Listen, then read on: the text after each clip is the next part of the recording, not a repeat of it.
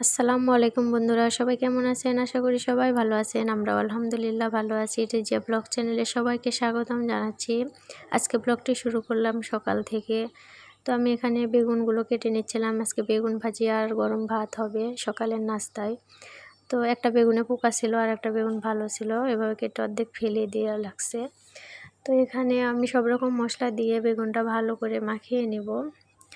তো খুব তাড়াহুড়া করে আজকে কাজ করতে হবে। এখানে ভাতটা বসিয়ে দিয়েছিলাম, তো ভাত এবার বলক এসেছে, আমি নাড়া দিয়ে আবার ঢেকে দিব।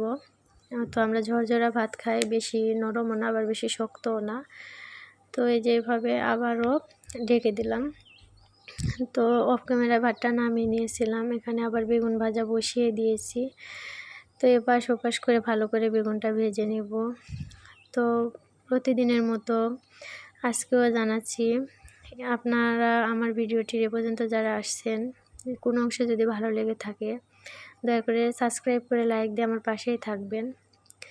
তো এভাবে আমি বেগুনগুলো উঠে নিচ্ছিলাম, আরও কিছু ছিল ওগুলো পরে দিয়ে দিছি, একসাথে ধরছিল না। তো এখানে হয়ে গেছে ভাত, গরম ভাত, আর আমি ওকে 2-3 পিস এভাবে বেগুন ভাজা নিয়ে যে দিব।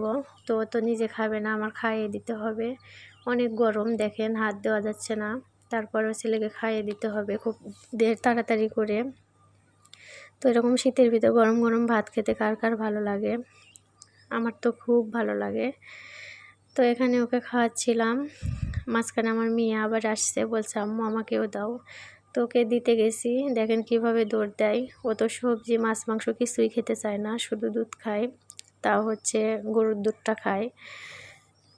তারপরে এই যে ছেলেকে খাওয়াচ্ছিলাম, ওকে খাইয়ে আবার আমি খাবো, তারপরে রেডি হব, এরপরে আমরা যাব।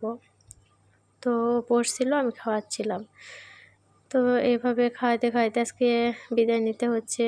আল্লাহ হাফেজ।